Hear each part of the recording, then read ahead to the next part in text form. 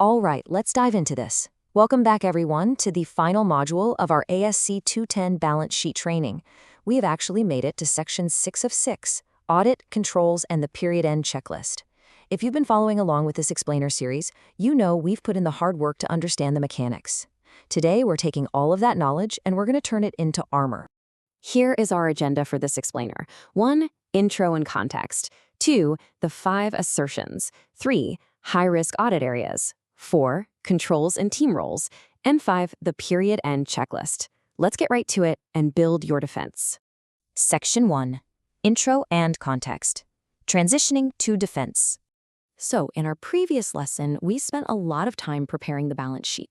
We covered the non-negotiable preparation rules, common classification mistakes, and key reconciliations. Essentially, you know how to build it now. But Lesson 6, what we're tackling today, is all about defending it. You need to shift your perspective entirely to anticipate and withstand an auditor's intense scrutiny. Section 2, the 5 assertions, or, as I like to call it, the auditor's playbook.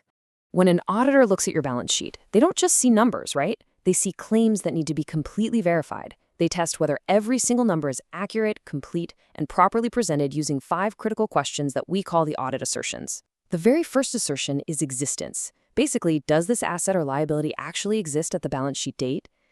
Just imagine an auditor literally counting the physical cash in a drawer, inspecting a piece of heavy machinery you just bought, or requiring a direct confirmation from your bank to prove that a reported cash balance is, in fact, sitting in the account. That's existence. Next up is completeness. Are all the assets and liabilities that should be recorded actually included? Now, what's really interesting about this is how auditors test it. They often use cutoff testing around the period end to make sure nothing slipped through the cracks. They'll actively go searching for unrecorded liabilities, like those pesky invoices that came in just after the period ended, but actually relate to services rendered before the cutoff date.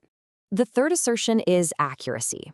Because think about it, just because an asset exists and is completely recorded, that doesn't mean the dollar amount attached to it is right. Accuracy is a totally non-negotiable test. Are the amounts recorded at the correct value? Auditors will absolutely recompute your depreciation schedules from scratch, or they'll agree your recorded loan balance directly to the confirmation provided by the bank. Then we have classification. Is each item sitting in the correct section? Current versus non-current, asset versus liability. Think back to our previous lessons here. The consequences of misclassification are severe. Auditors will review your debt maturity dates, they'll rigorously check your debt covenant compliance, and review the restriction status of your cash to make absolutely sure things aren't improperly grouped. And finally, rights and obligations. Does the company actually own the recorded assets, and do they legally bear the obligation for those recorded liabilities? Auditors are going to review ownership documents, lease agreements, and confirm legal titles to properties. So here's the massive takeaway. These assertions aren't just for the auditors. They're actually a checklist for you. If you can look at your balance sheet and answer yes to all 5 of these questions for every single line item during your preparation, your balance sheet is automatically audit ready. Section 3. High-risk audit areas. Where the threat lies. Okay, so now that we know how they test, let's look at where they test the hardest. This is basically a heat map of the areas carrying a higher risk of misstatement. Cash is a high risk due to misappropriation or improperly including restricted cash, so auditors will demand bank confirmations. Accounts receivable carries a big overstatement risk, so they're going to look really closely at your allowance for bad debts. Inventory risks overstatement or obsolescence, prompting physical counts. For property, plant, and equipment, they are hunting for incorrect capitalization or unrecognized impairment. Debt is intensely scrutinized for covenant violations and that crucial current versus non-current split. Provisions carry an understatement risk, where management might underprovide to make things look a little rosier. And finally, related party balances carry the risk of non-arm's length transactions, so auditors will rigorously confirm those balances.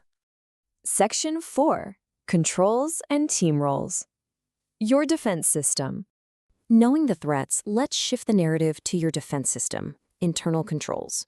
These are the routines and checks that catch errors before the balance sheet ever leaves your team. And remember, these run at every single month-end close, not just at year-end.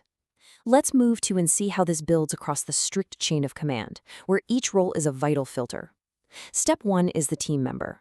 They prepare the schedules, run the covenant metrics, update debt maturity, and flag any borderline issues immediately. Step 2 is the team lead, reviewing those reconciliations, verifying current and non-current classifications, and escalating material issues. Step 3 is the manager, giving that final approval on judgments, waivers, provisions, and ultimately signing off on the final balance sheet before issuance. I literally cannot stress this next point enough. Issues must be escalated immediately. Picture this super realistic Friday afternoon corporate scenario. It's the very last day of the close cycle. A team member casually mentions a borderline debt covenant violation they actually noticed days ago. Well, because they didn't escalate it early, there's zero time to get a waiver from the bank. The results? That entire long-term loan has to be reclassified as a massive current liability, completely tanking the company's working capital ratio. So please, surface issues early so your team lead and manager actually have time to assess and act. Section 5. The period end checklist. The ultimate playbook. And this brings us to our final layer of defense. Please do not view this checklist as just some chore. It's your ultimate tactical guide to passing the audit without a single adjustment. First up, does it balance? These are your absolute baseline checks before you go anywhere near the deeper numbers. Total assets absolutely must equal total liabilities plus equity. All required subtotals have to be present. Your prior period comparative figures must exactly match last period's issued balance sheet, and any reclassifications have to be clearly identified. So, the crucial point here is that every single asset line item must be validated. Are your bank reconciliations totally complete with zero unexplained differences? Is restricted cash properly split and classified based on its actual release date? Are your accounts receivable, aging, and bad debts updated? You've got to split your prepaids between current and non-current. And remember that strict rule we covered before? Deferred tax assets are always classified as non-current. Now let's flip to the other side. Are liabilities correctly stated? Accounts payable and all your accruals must be fully reconciled. Debt maturity and covenants absolutely must be checked this period. And here's that catastrophic risk we just talked about. If there is a covenant violation, you must have obtained a waiver before the issuance date, and that waiver must cover at least 12 months. If not, boom, the full loan balance becomes current. Ensure deferred revenue and leases are split properly, and just like assets, deferred tax liabilities are strictly non-current. Next up, is equity correct? Look, equity shouldn't move an inch without a paper trail. Your retained earnings roll forward must be completely flawless. Opening balance plus net income minus dividends equals your closing balance.